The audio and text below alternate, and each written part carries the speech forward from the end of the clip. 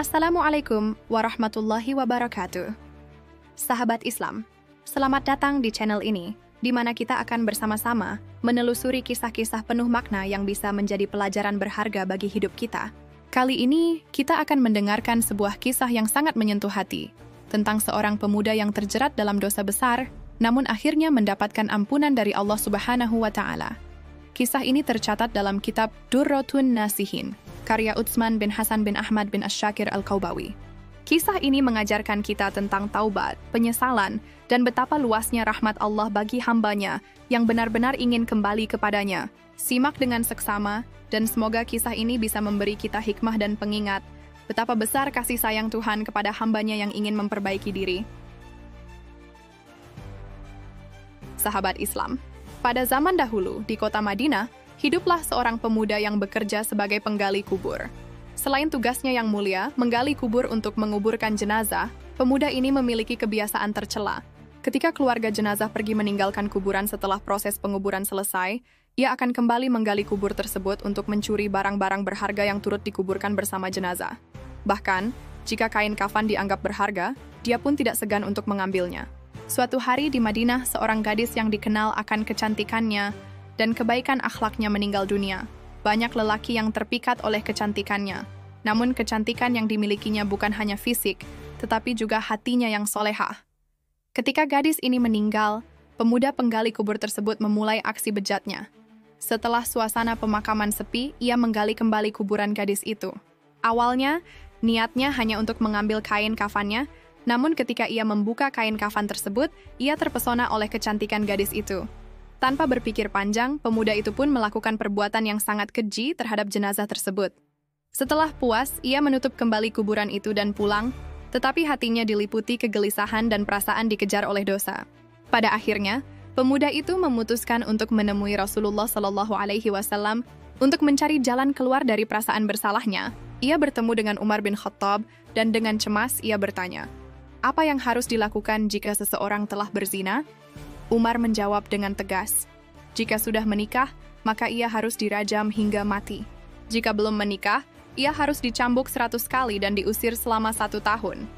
Pemuda itu bertanya lagi, "Bagaimana jika ada orang yang menzinahi mayat?" Umar terdiam, bulu kuduknya merinding mendengar pertanyaan itu. Dengan suara gemetar, pemuda itu mengaku, "Akulah yang melakukannya. Apakah Allah masih mau mengampuni perbuatanku?" Umar terkejut dan segera masuk ke dalam masjid, menangis dengan berseduh-seduh.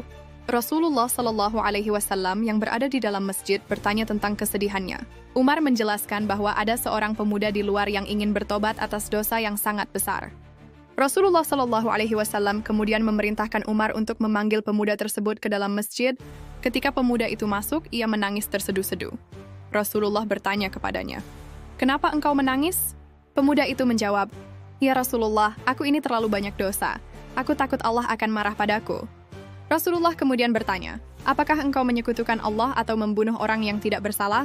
Pemuda itu menjawab, "Tidak ya Rasulullah, aku tak pernah melakukan itu." Rasulullah pun menghibur pemuda itu dengan sabdanya, "Ketahuilah, Allah akan mengampuni dosa-dosamu meskipun dosamu sebesar langit dan bumi." Namun, pemuda itu tetap merasa malu untuk mengungkapkan dosanya yang sebenarnya. Akhirnya, setelah dibujuk, pemuda itu mengaku telah menzinahi jenazah seorang gadis yang sangat cantik. Rasulullah SAW yang mendengar pengakuan tersebut langsung berdiri dan berkata, "Tempatmu adalah neraka. Keluar dari tempat ini." Pemuda itu pun keluar dengan hati yang hancur. Setelah kejadian itu, pemuda tersebut bersembunyi di dalam gua, menangis dan berdoa memohon ampunan kepada Allah. Ia bersumpah tidak akan keluar dari gua itu sebelum mendapatkan ampunan dari Allah. Setelah 40 hari berdoa dan bertahan hidup di dalam gua, pemuda itu mendengar kabar bahwa Allah telah mengampuni dosanya. Rasulullah SAW pun diberitahukan mengenai hal ini dan menyampaikan kabar baik kepada pemuda itu. Pemuda itu akhirnya meninggal dunia, namun ia meninggal dengan membawa rahmat dan ampunan dari Allah. Sebagaimana diterangkan dalam Al-Quran, dan mereka yang apabila mengerjakan perbuatan keji atau menganiaya diri sendiri, mereka ingat akan Allah lalu memohon ampun terhadap dosa-dosa mereka. Dan siapa lagi yang dapat mengampuni dosa selain Allah? Surah Ali Imran ayat 135. Demikian kisah yang bisa kita ambil pelajarannya. Kisah ini mengingatkan kita bahwa apapun dosa yang kita lakukan, jika kita sungguh-sungguh bertaubat, maka Allah adalah Zat yang Maha Pengampun. Mari kita semua senantiasa memperbaiki diri dan memohon ampunannya karena tidak ada dosa yang terlalu besar untuk diampuni oleh Allah. Semoga kisah ini bisa memberikan inspirasi dan motivasi bagi kita semua untuk lebih mendekatkan diri kepadanya. Jika kamu merasa video ini bermanfaat, jangan lupa untuk like, komen, dan share agar semakin banyak orang yang bisa mengambil pelajaran dari kisah ini. Jangan lupa juga untuk subscribe channel ini agar kamu tidak ketinggalan kisah-kisah penuh makna lainnya. Wassalamualaikum warahmatullahi wabarakatuh.